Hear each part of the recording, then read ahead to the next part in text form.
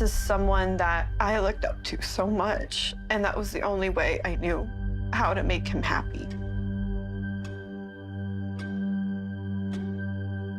Grooming is so fast and so slow all at the same time. Probably the only guilt I have about this whole thing is that other victims became of it. This isn't a normal church, no. It's a cult. Every IFB church is a powder keg ready to explode. I hate that he was my first everything. These people are gods. And they said, we're gonna brainwash you. We're gonna brainwash the junk out of your brain. Women have to be submissive. He would say, this cup is poison. Drink it.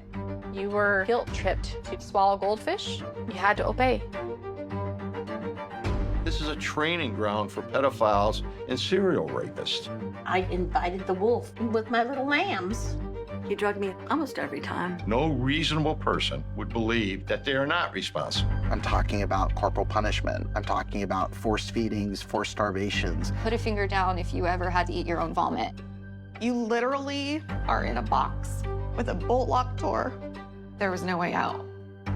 It got bigger and more powerful. We uncovered 412 allegations. People are afraid to go up against them. They threaten to kill you. You will find everything from child abuse, sex abuse, to murder. You're exposing an empire. It was all lies. The whole church turned a blind eye to the abuse that happened. None of this was ever your fault. These people will answer for what they did. I'm not going to be quiet again. If not on this earth, in front of God. We will not be silenced. There's so much to tell you about it.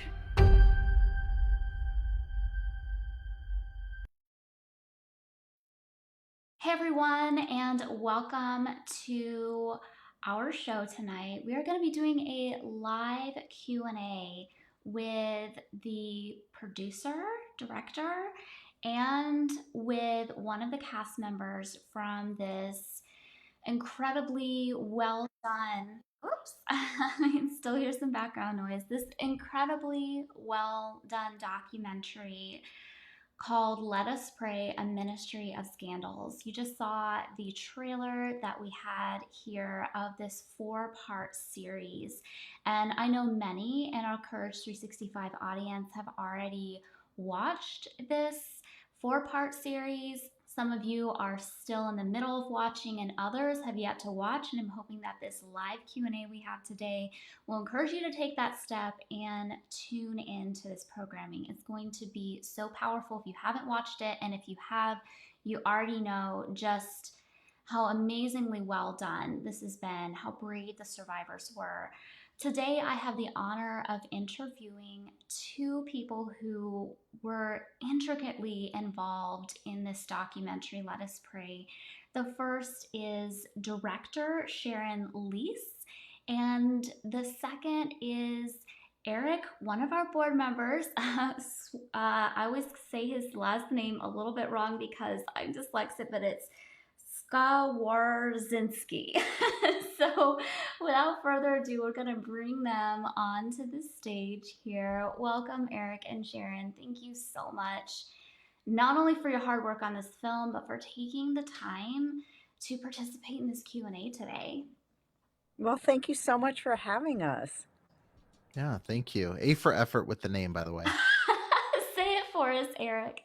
Skwarczynski. It's just like it's spelled. It just happens to be spelled in the most insane way. So Skwarczynski. Okay, I'm going to keep working on it. But I'm really so honored to have the 2 of you here. And for everybody who's tuning in, this is a live Q&A. So I do have a couple of questions that I've already pulled from you all through the week, and I have a few of those written down, but I really want you all to participate live in this, and you can do that by dropping your questions in the comments underneath this video, and I will go through and I will pitch them and have the questions asked to each person as it is fit. And I'm just really hoping that you will take this as an opportunity that really is very special.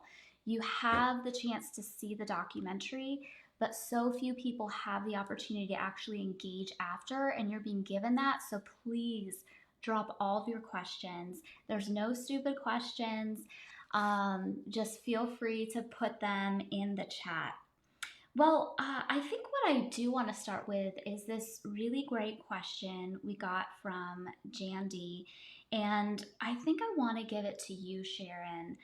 And what they were asking was, why should people watch this documentary? Maybe they're not from the IFB. Maybe they haven't even grown up in the church, or if they did, maybe they had a positive experience. Why should people tune into this documentary that you have helped create? That is a great question. So what I learned in doing the documentary was something astounding to me, that there's an Independent Fundamental Baptist church probably in every neighborhood in the country. So there are an estimated 6,000 churches of IFB churches all around the country, with about 8 million members. So that's a lot of people and a lot of churches. And what I also learned is that if you just pointed anywhere in a map, you could probably find within 1 mile of that place that there'll be an IFB church.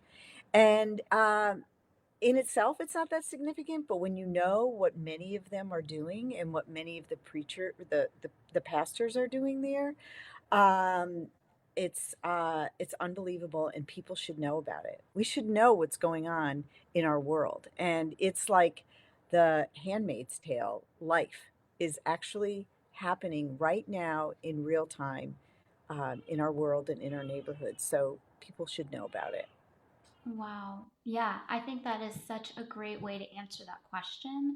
I know I grew up Independent Fundamentalist Baptist, and each church kind of has their own spin of toxicity, but they also have like these through lines, many of them. And so being able to see a documentary that really shows a lot of those through lines, the history, what is often being covered up. I mean, it's really a public service, what you all have done.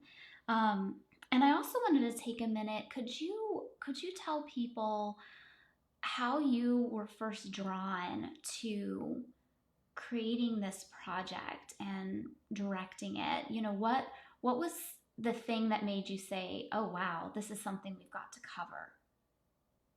I read a series of articles that were done by an investigative reporter, Sarah Smith, and I was in that one. yes, and I was shocked to learn about all the abuse that was happening in and around these churches. And they're not just churches. There's unregulated boarding schools, and there's daycare centers, and there's schools, and there's colleges. So there's lots of different places where this is happening. And not only is there abuse happening, but there are cover-ups. So once this is reported, nothing happens, and these pastors are getting shuffled around from church to church, and they just have another pool of victims to go after. So and I will say that it's not every single IFB church, but there are so many of them that it's unbelievably significant. Wow. Wow. Yeah, thank you so much for that. And Eric, I know that you started your podcast, years before this documentary came out, and it was probably motivated by some of those same things, but you also have personal experience. So what was kind of the thing that brought you into working on this specific project? Maybe talk a little bit about your background, what you do with your podcast, and like why this was a good fit for you to work on. Yeah, it's funny because it actually they kind of happened at the same time unknowingly, Okay. like behind the scenes.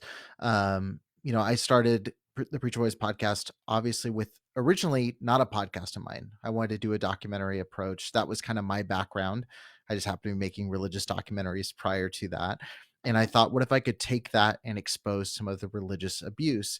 And it just became a thing where the podcast blew up to a point where it didn't make sense for me to go pursue that. It's doubled down on telling stories of not just 3 or 4 people, but new people every single week, and now almost 300 episodes of conversations on these topics. And while I was starting the Preacher Boys podcast, Sharon had read this article, started going through the process of researching this documentary in 2019. So I started my show in 2020. We connected midway through 2020 and just had a series of conversations. A lot of me asking, how are you approaching this? What are you going to do with it? And a lot of conversations from Sharon and Sam, who's the amazing producer on this, just going, what is this? Who's connected to who? Why did they do this? What was your experience? Who should we talk to? And so the way I got involved was really just them reaching out and being kind enough to ask me to be involved in the project. And in a really cool way, there's another layer of exposure beyond this. Like, we're all doing the same thing, whether it's Sarah Smith reporting in an article, whether it's me with the podcast, and now just happens to be an Emmy-winning amazing director creating a project about it. Like, we're all getting to add these really cool pieces to the puzzle of exposing this kind of network. Wow. That's really helpful to know how it kind of came through behind the scenes, and also to just kind of maybe give some people hope, because I'm sure for a long time, I know for a long time, people were like, why is nobody talking about this? Because I would have people say, oh, we're talking about the Southern Baptist Church. And that's very necessary. And it's not like a pitting different abusive environments against each other. Like, they're all, have problems. But even when you don't know how things could be in the works, like, a lot of times there's stuff behind the scenes happening, and survivors and advocates are very dedicated to making a loud noise. And so even if you don't see it on the surface, just know that there's always good people working to expose these abuses and to care for survivors. And you just kind of have to look, and you kind of have to dig deep, and sometimes ask a few questions to find it. But I'm just so thankful that this came out.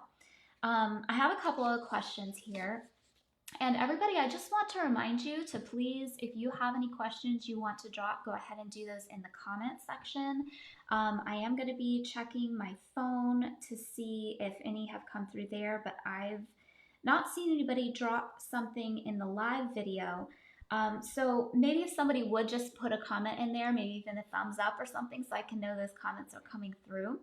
But we're going to go to the next question. And this one is from Charles, and it is, how did the documentary change you? Going through that experience of working with the survivors, of producing this, directing this, telling the stories, how has it changed both of you?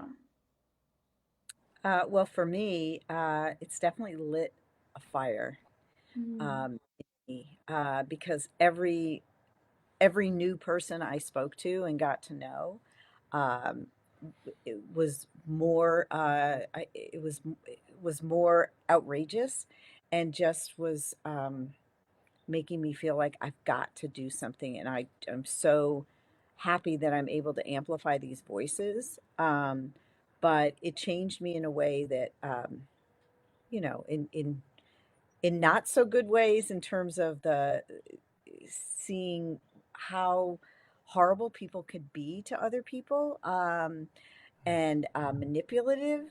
But it changed me in terms of hope, and in the strength of the women, and men that are involved in this project. Just knowing that they got so empowered by coming together and supporting each other, and there was healing, and there's activism, and I mean, even now that the series is out, it's like really, really confirmed to me the power of storytelling.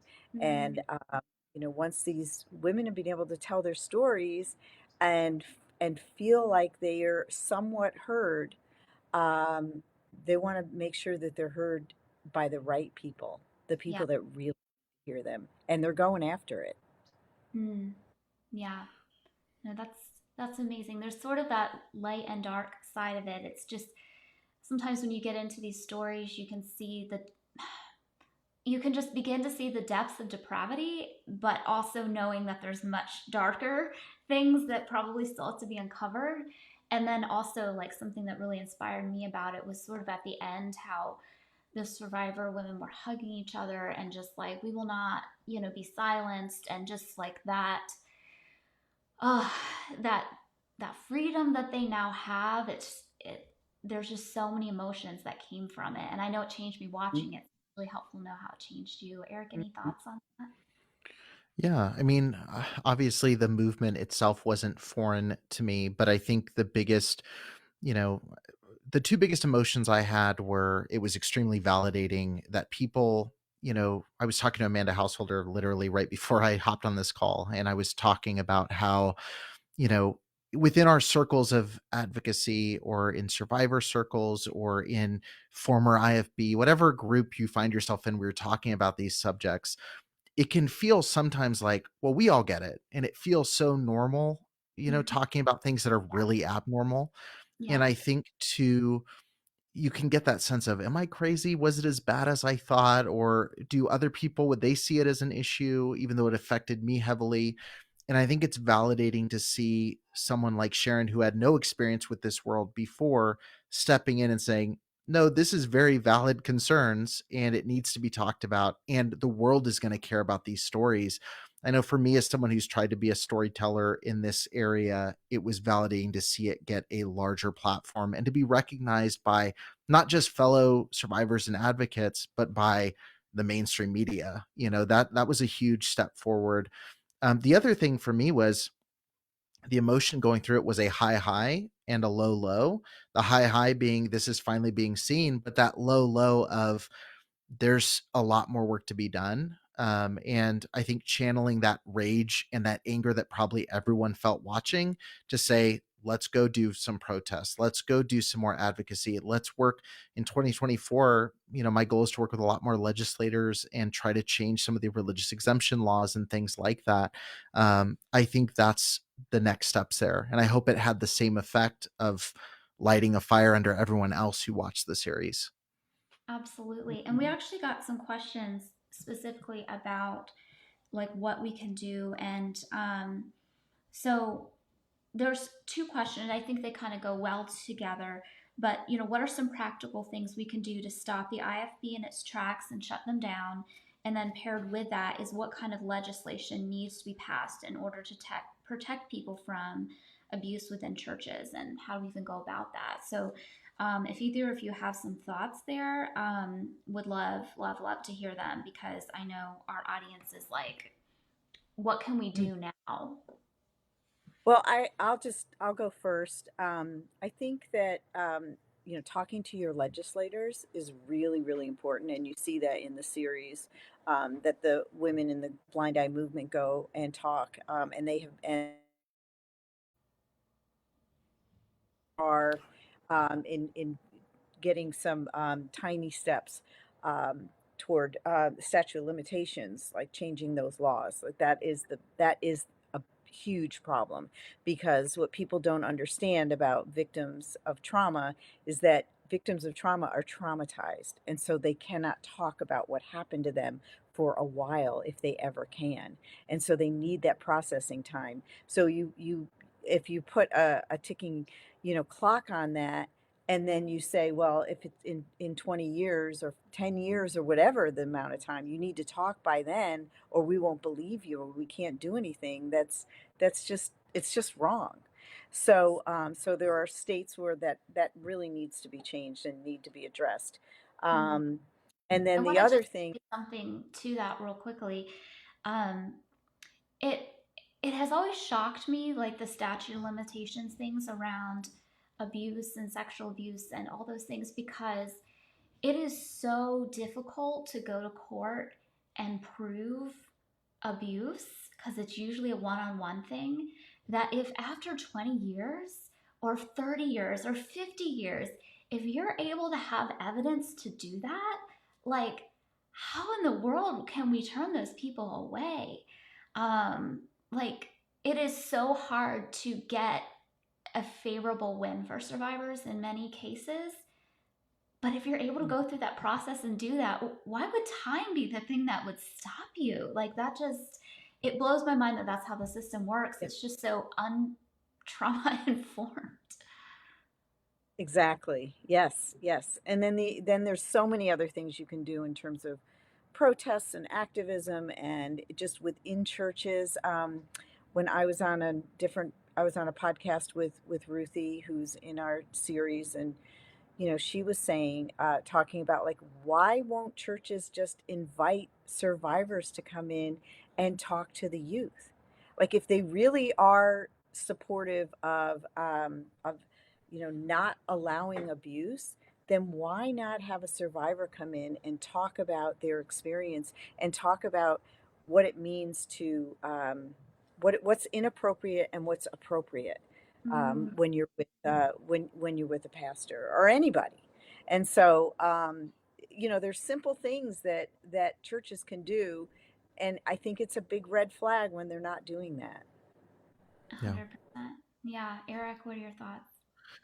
Yeah, I think the biggest thing in this topic, and I mentioned, I really coming into this new year, one of the things that I discovered last year was that more than half of states have exemptions and loopholes for clergy reporting abuse. I always thought that every pastor is a mandated reporter. Over half of the US, that's not the case. There are loopholes for that. So that's something that I want to go after. But this goes to the practical thing for people who want to help. You don't have to have all the answers. You don't have to know how to do this. When I say I want to go after it, that means I'm calling lawyers that know how to do that. I'm calling legislators that know how to do that. I'm partnering with people who are already in the trenches. And so I think a lot of times, these things can become vanity projects, or it can be, hey, I want to start something and I want to cause the change. There's people already working, and sometimes it's better to join them in pushing the boulder than trying to find your own boulder to push. So look for organizations that you resonate with, that you love, advocacy groups that you resonate with and love, and link arms with them and follow those paths. Like, join on bills that are already going in a certain direction instead of trying to find someone to take on your exact approach. So yeah, I would just say do that. Like, find people that are great and connect with them and let them work in their strength and their power. Like, I'm not a legislator, I'm not a lawyer, I'm a podcaster, and I can get a message out. So I want to find people who have a message and amplify it instead of, beating my own drum all the time. Right. That's really good. Another question about the way the production went. Like, you're telling such sensitive stories, giving a platform for survivors to tell such sensitive stories. Can you sort of give us a clue into, like, how you did that sensitively? Were there things in place to make sure survivors had resources and tools?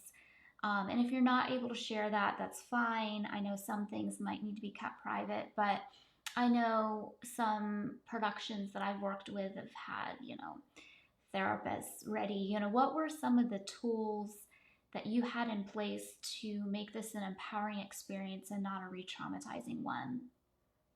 That's a great question, an important question. And I'm also going to say that after I answer this, unfortunately, I'm going to have to get off this. Okay. We'll keep I'm talking enjoying. with Eric. Okay. But there were several things that happened. One was that we did have a psychologist available to talk to the women, usually during interview times, so that like they could call if they wanted to. It was also a very big learning experience for me, because I realized that when women are telling their stories about this, or any person who's talking about trauma they need time, and they may need to tell like a lot of detail, and a lot of detail that's hard to hear. And a lot of detail that we know we're not going to put out there, because we're not going to either be triggering to other people, or because they may reflect on it and think that they don't want all that detail out there anyway. But it was really important to hear their entire story so that we would know and get the and get the essence of everything that they were had experienced. Um, so that was really important. It was also important that we had a mostly female crew. Yeah.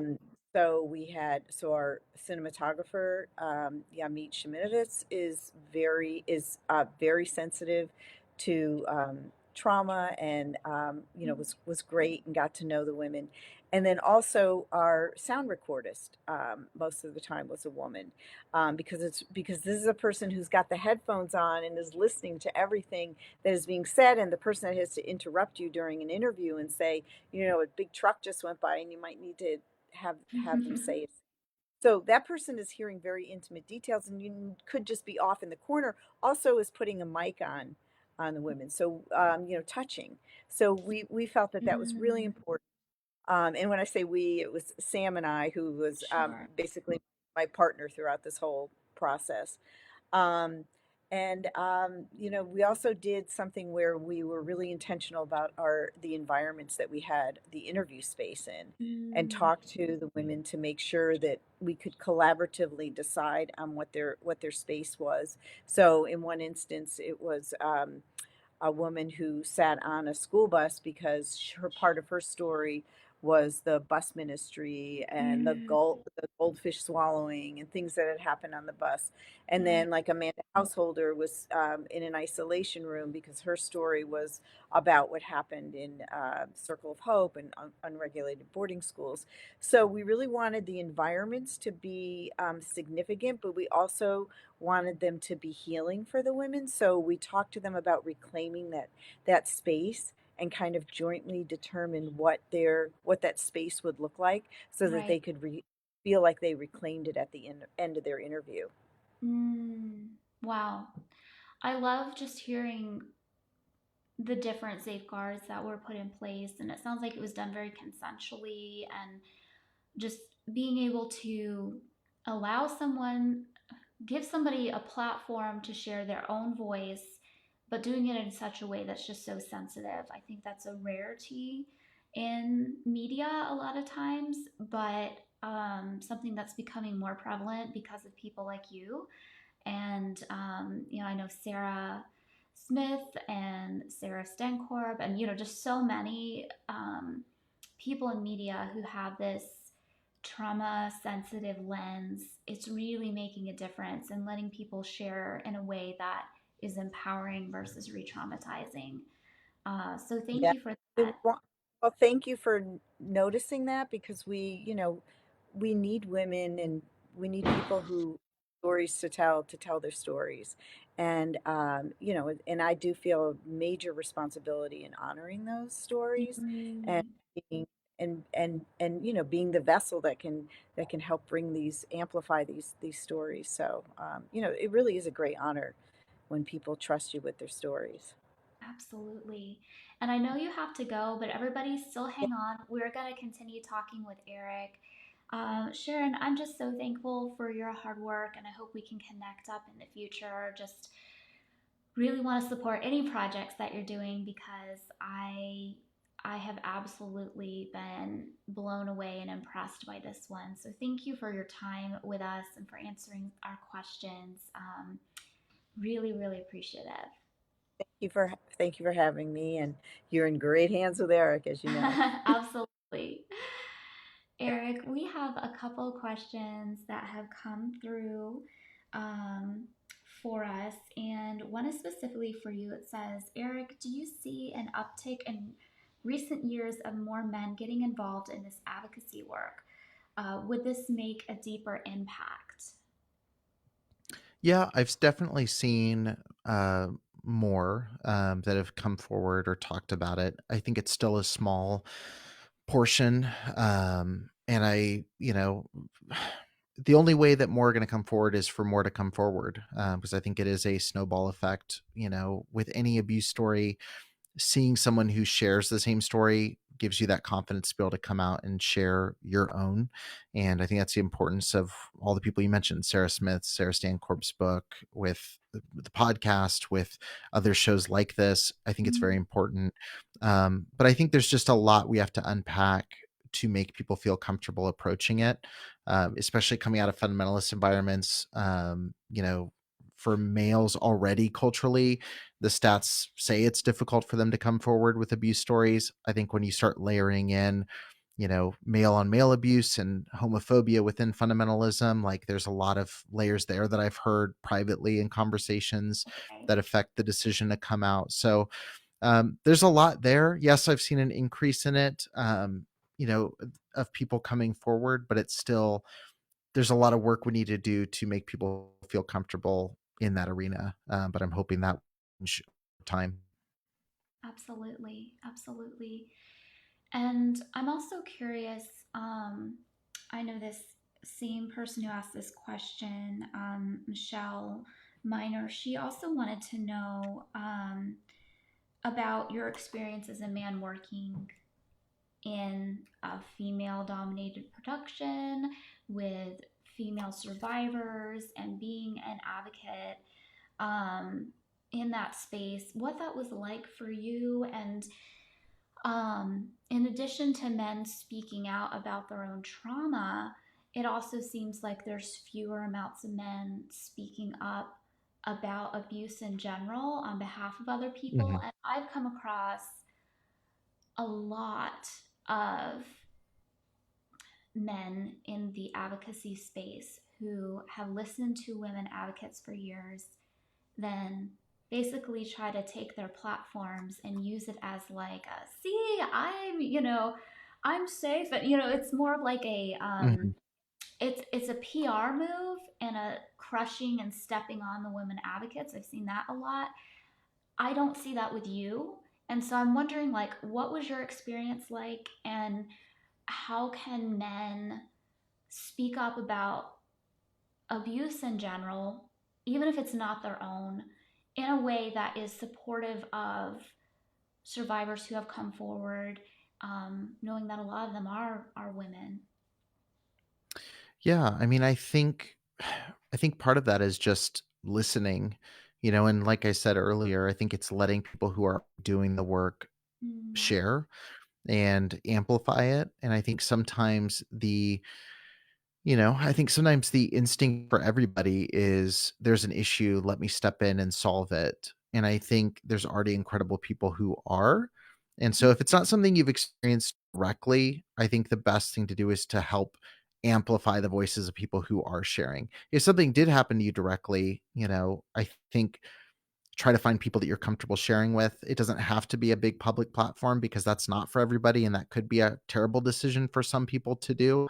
But if in terms of people who have not experienced abuse that want to be better allies and advocates, I think it's just literally, if someone posts something, share it. If someone does an interview, listen to it. If someone is in a documentary series that where they talk about the worst part of their life, I think the best thing you could do, or the least you could do, is to listen and hear it and reflect on it, and then turn and say, what am I doing to contribute in a negative or positive way to these issues? mm, And start making change within your home, your churches, your community, and so on and so forth. right. That's really good. And this is the follow-up question from me.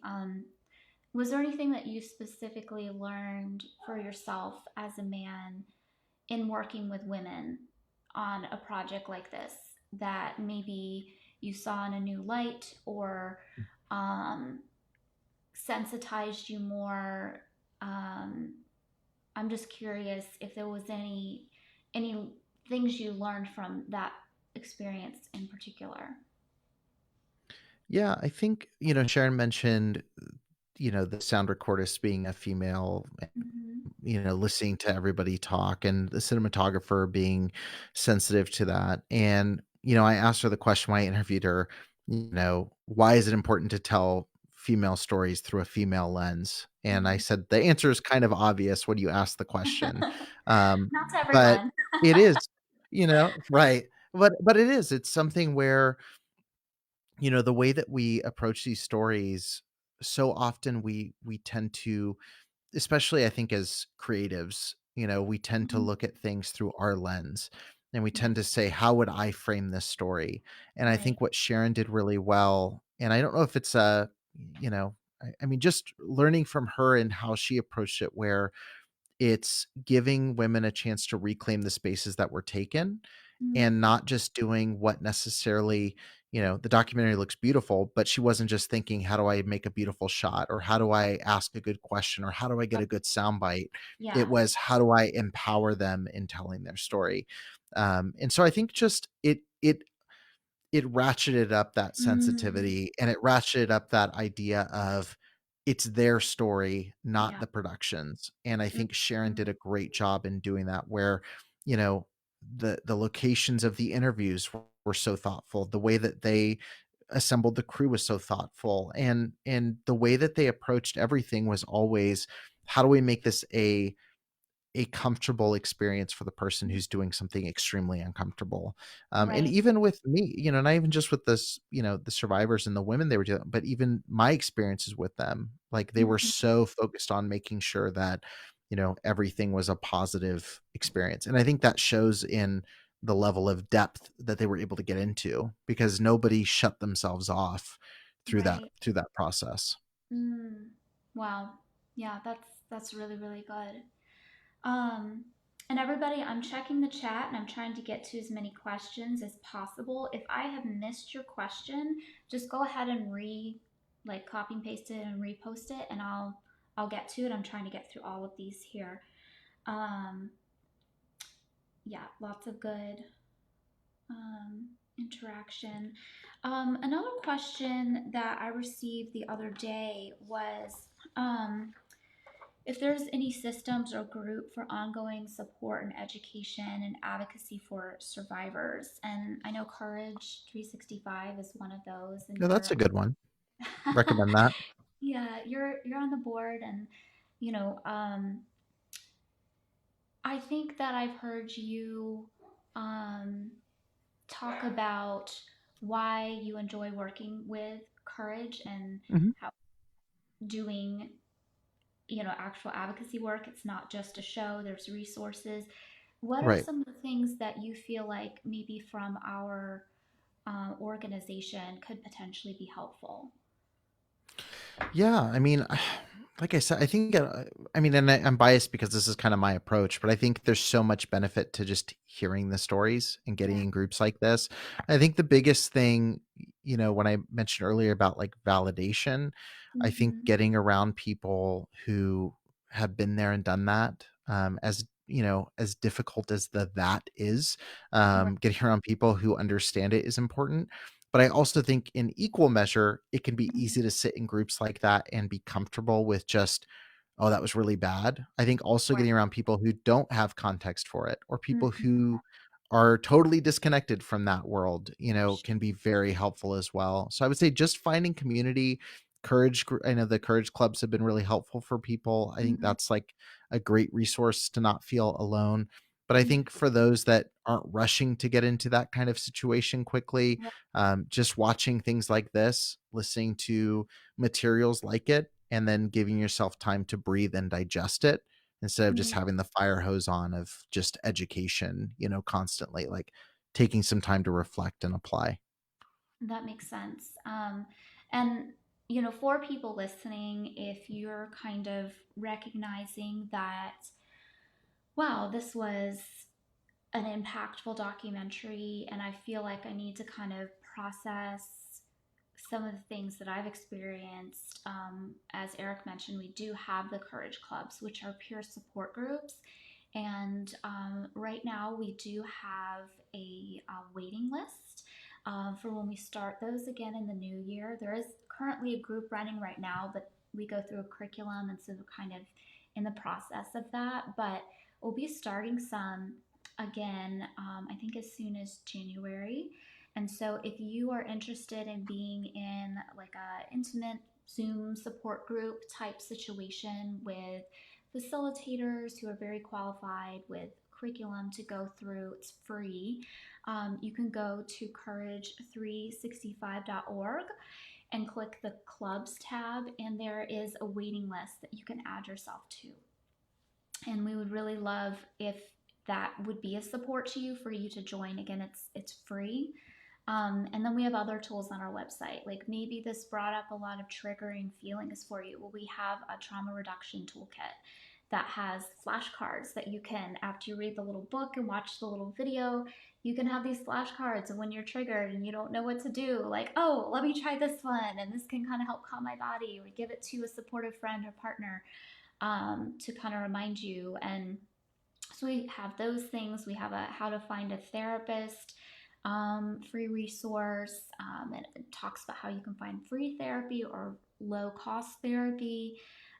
So if you are looking for resources, I think just going to courage365.org and clicking our free tab, there's a lot of stuff there. But if you're watching this and you're not inside our Facebook group, that's where a lot of people do connect with each other and have times where they share something they're struggling with, and other survivors come to support them, or we stream important conversations like this in there. So that's just Courage 365 group. We've got a public page, but then there's the private page if that would feel supportive to you as well. I am just trying to look through some of these questions here. For some reason, it's not showing me everything. Let me, let's see. Okay, here we go. Now it's letting me open it up.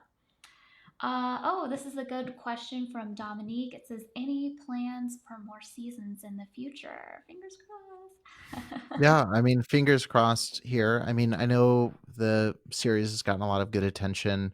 The way it's going to happen is just people watching and sharing and showing that there's an interest in it. Yeah. That's what Sharon kind of shared with me, was just more attention. It seems like it's doing well. Hit number 7 on Max, which is probably a good sign, and they're probably happy to see that. But yeah, I mean, just make it known that you want a season 2. Keep sharing it. Same thing, just amplify the voices that are there. And we're all hopeful because there's a lot more stories to share beyond the ones that were. There's other layers to stories, a lot left on kind of a spot of in the middle of a story. Kathy, is just about to go back to,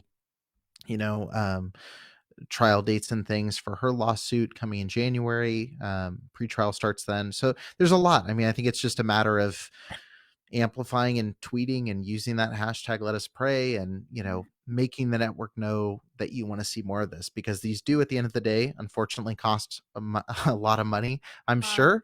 And so just making it known. But beyond that, it's not the final chapter either way. Like, there's lots of people who are sharing stories. There's gonna be a protest this weekend in Indiana at First Baptist that's going to be documented by a lot of people.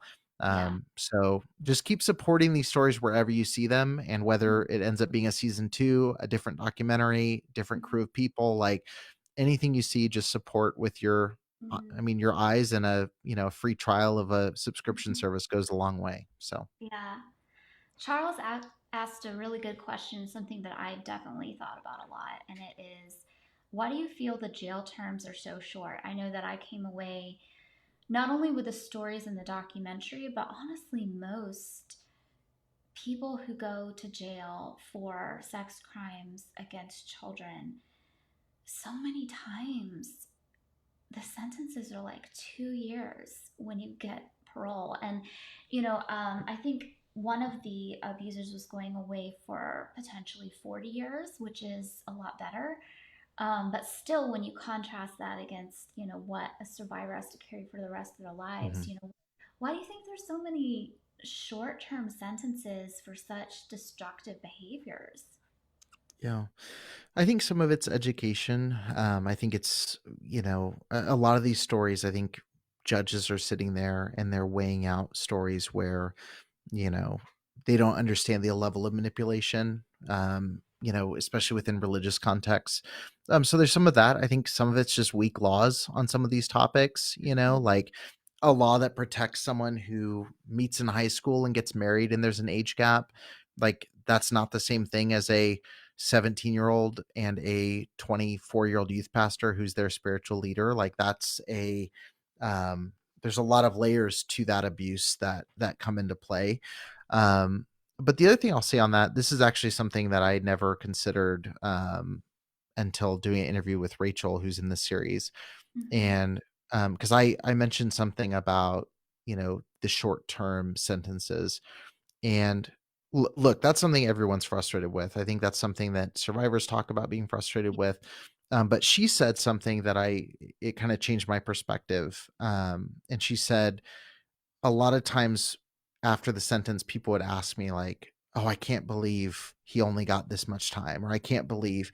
And she said that actually really bothered her because she fought so hard to get any kind of justice.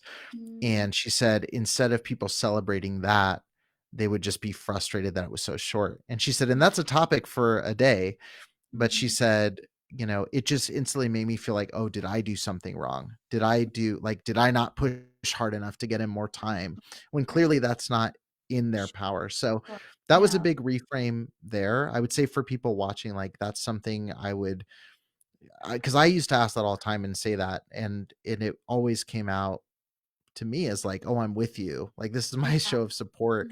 But I would say it's something that I think we need to take a lot of action on and push for legislative change to expand the sentences, but also recognizing that, some of these guys that get 2 years, these survivors went through hell to give them those 2 years. And so supporting the survivor and giving them that closure while also behind the scenes, really fighting hard to expand those sentences. And I think that comes through education. Again, it all goes back to amplifying those stories. Right. And it is relative because it may be an old statistic, but I think it was from Rain that said like 1 out of 1,000 rapists actually sees a day in prison. And so the survivor is able to have their perpetrator spend any time in prison, even if it is very little, like that is a huge win on their It's a win. Yeah. Though I would also say, if a survivor is not able to have that happen, whether that's because they're not at a place where they can speak up or testify, whether that's statute of limitations or a poor court system, like that's not their fault either. And so just always coming back to like, it's not on the survivor what does or doesn't happen to the abuser, and we can fight for longer sentences and celebrate the wins for survivors. Like those are kind of two separate things, and sometimes we eclipse the survivor wins over our frustration of the light sentences. And yeah, that's a good perspective. Let me see another question here.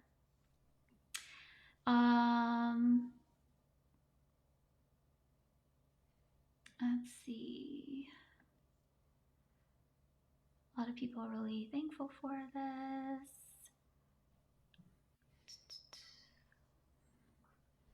Okay. How can we get this back in the public eye? The media seems uninterested. And I do think, Charles, that's a good question because it does seem like things happen in waves.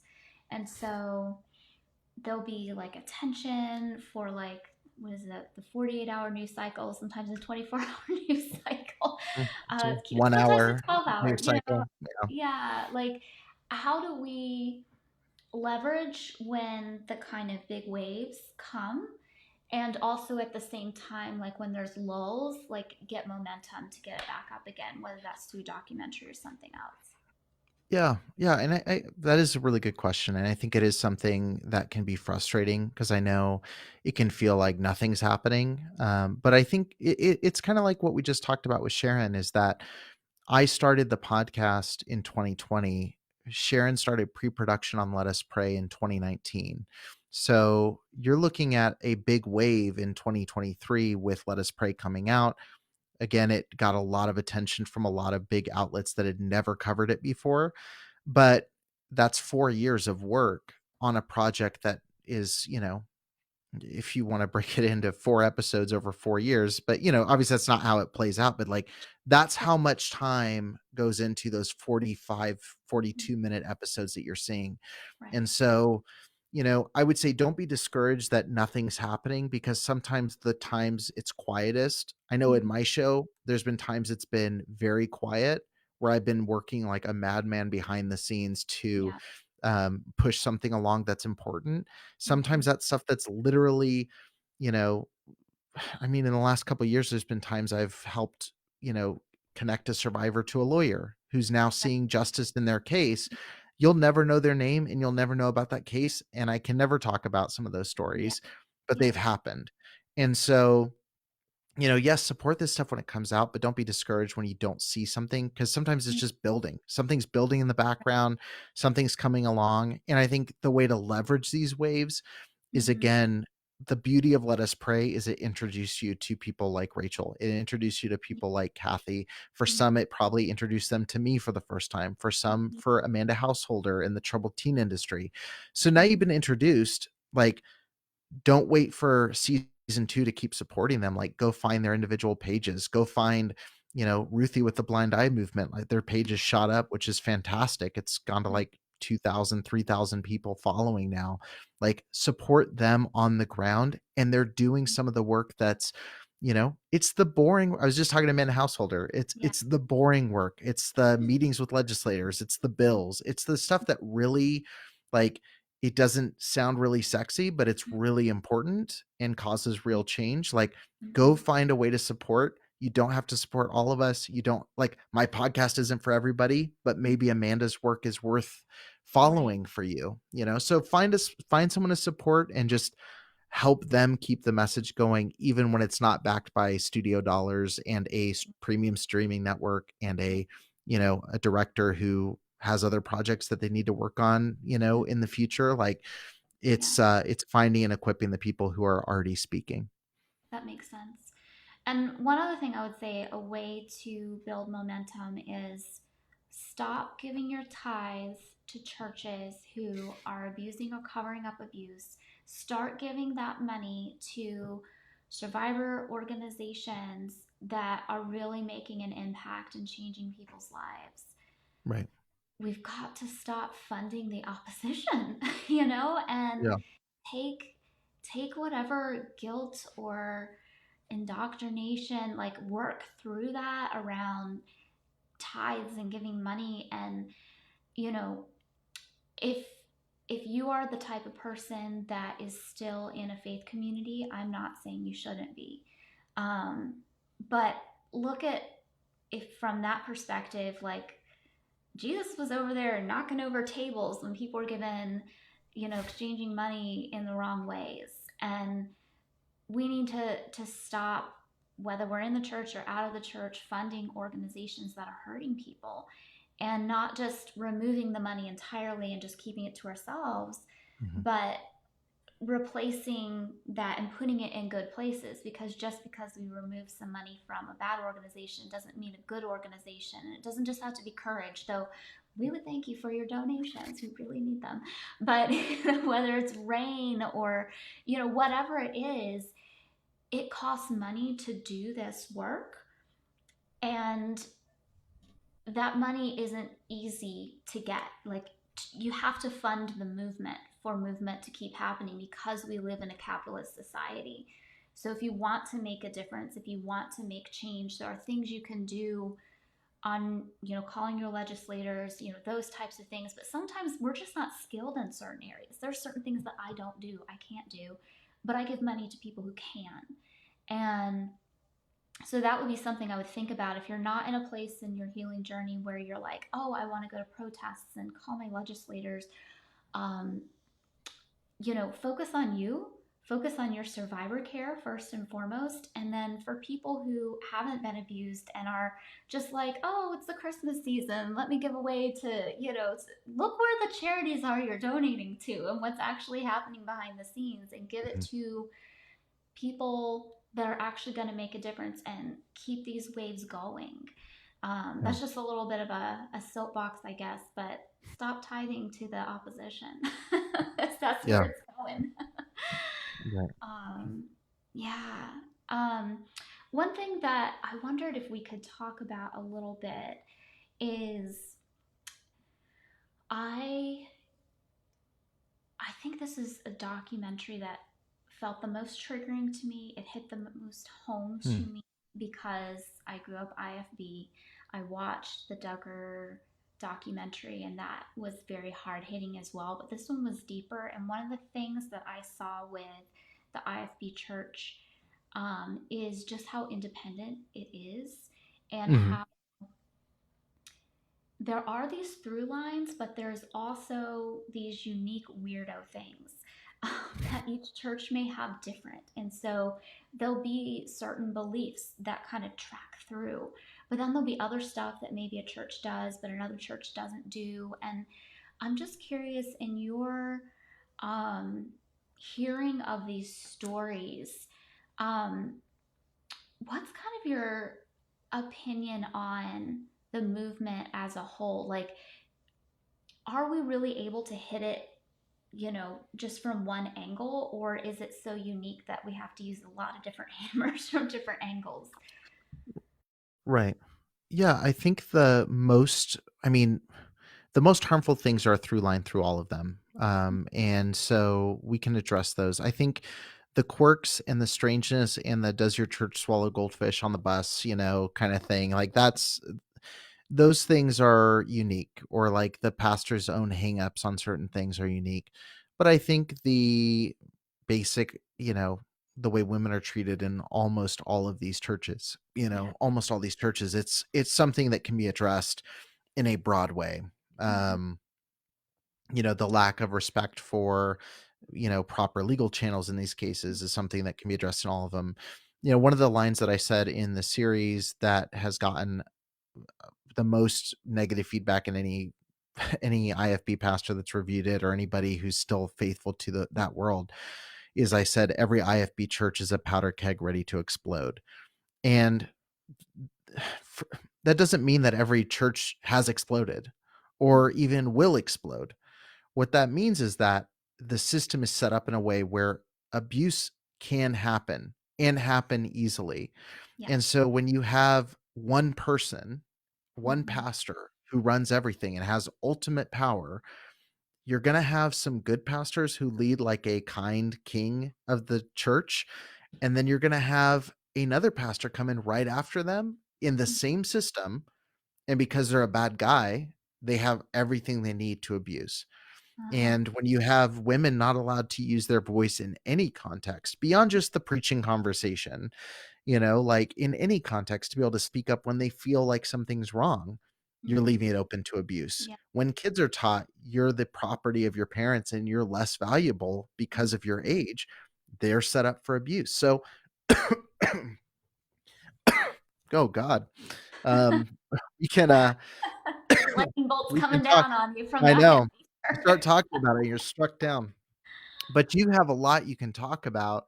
Um, you have a lot you can talk about and a lot you can get into before even touching like the quirky standards about music and movie theaters and all that, which is fun to talk about. Trust me, I'll gather around a campfire and talk about those stories. Yeah. But there's some broad beliefs that span Yeah. the entire movement that need to be addressed. And again, my Absolutely. goal is that the good guys, the good pastors that do exist who just happen to believe some interesting things I don't, like, they should be willing to have conversations to make those changes and to Right. recognize maybe I need some more accountability. Even though I'm not going to do something, that's a good thing to set up for future generations. Maybe my kids need more of a voice. Maybe women should be given. I heard of a pastor wanting to do a abuse conference, but he didn't want to have any female survivors speak. It's like, well, dude, what are we doing? Like that doesn't make much sense. So Yeah. I would advise all that, and I would advise not coughing in the middle of a question. So that's my advice. Yeah, and what you said there stood out to me about maybe this pastor is a nice king of this church, but then he steps Yep. down. And basically, he has this throne set up so the mean king can sit. It's what I talked about the other week on. I was in a conference setting of a Leaning Forward conference, and I was talking about hardcore patriarchy and softcore patriarchy, like I call it. Right. And so it's at the end of the day, it can accomplish the same thing, whether you say it with a nice voice or a mean voice. Because, hardcore patriarchy is like, women submit, I'm going to slap you over the face. And, it's just very like aggressive. But then softcore patriarchy is like, women should humbly submit of their own accord. And, it's just like this flowery language. And It if you sounds don't, nicer, but it it's not. sounds nicer, but at the end of the day, it's still, you'll be punished by God or by the church or by your husband or whatever if it doesn't happen.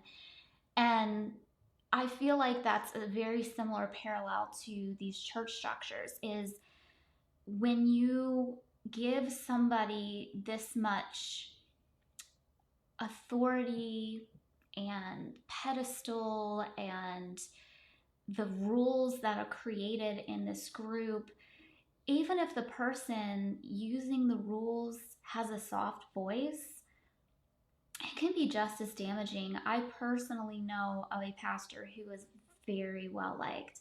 He is extremely charismatic and fun, and he's covered up so much abuse. And just because you have this nice face and you're not one of the Hiles that's always like screaming from the pulpit, if that's not your style, you can still be incredibly damaging. And it's Well, not it's always the tone. yeah. Well, not to keep circling explosions, but it really it's the difference between a gas leak. Like you can die from a gas leak and you could die from an explosion. Both are deadly. One That's takes a little bit longer to identify. Maybe it goes by unnoticed, but I'm Right. saying it really is like the pastor of First Baptist Church of Hammond right now has kept a lot of the same people employed who did help kind of cover for guys like Jack Scott, but he's not as bombastic and he's very soft spoken, but the theology is still there. The system is still there. And there's a slow gas leak killing people versus the large explosions that are a lot easier. It's almost safer and better when these guys are clumsy and loud and, make a big scene because it's easier to spot them. It's a lot harder to spot the smaller, quieter kind of voices. Right. And kind of in that analogy, I have like this little quirk where I like to read like ghost stories and things like that. And what I've seen of a lot of the science is that a lot of times when people think there's a ghost or spirit in their house, there's actually like a leak or some kind of toxic gas that causes them to hallucinate. And they think that there's something wrong with them, but it's really the environment that they're in is polluting them slowly. And so they're seeing these apparitions, and it's not really a ghost, but it is this environment they're in.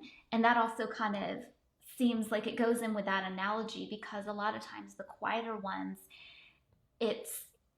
they're more tricky in the way they make you think it's your fault and you're the one going because it's not the big explosion that you can point to and say, hey, here's this bruise, or hey, Yeah, you're look at being a jerk. It's a lot more sinister and the mind secretive. games. And yeah. Anyway, I didn't think we'd be talking about that, but I love If you see a debunking. ghost in your house, call the gas department and come check. Yes, absolutely. Anyway, well, Eric, thank you so much for this. In case somebody has not seen the documentary yet and they want to, where can they find it? Yeah, you can stream anywhere you have access to Investigation Discovery. You can watch it. It's an Investigation Discovery program. It's available on Max. That's their main partnership. So check out Max. I think you're able to do a free trial of the channel through Amazon Prime. There's ways to find it. Like just Google ways to get access to Investigation Discovery. I think Discovery Plus has a trial. You can watch it, but Max is the main place you can check it out. That would be the best. Yeah. Well, everybody, thank you for your questions and for participating in this. Please continue to share about the documentary. That again helps the possibility of another season or other production companies to be able to point to it and say, see, this was successful. We can do other stories similar to this. Just it helps keep the survivor stories going, and the more eyes we have on this, the easier it is to get more eyes on it, if it makes sense. So just keep sharing it. And go check out the different survivors on on the show and the work that they're doing, the Blind Eye Project, and just support the work that they're doing, because this was incredibly difficult. Yes, it's a win that they got to be on TV, but they got to be on TV because of some of the worst days of their lives. So keep supporting them through this, because, I can only imagine. Brene Brown talks about the vulnerability hangover and how you share something vulnerably and then afterwards you're like, oh my gosh, I need to like hide in a hole. And like, I'm not speaking for how they feel, but I can only imagine that in the coming months or years that they'll continue to want to have your support and backing. So please do that. Yeah. But yeah, I think that's all the questions that we are going to take for today. Eric, where can people find you and your podcast?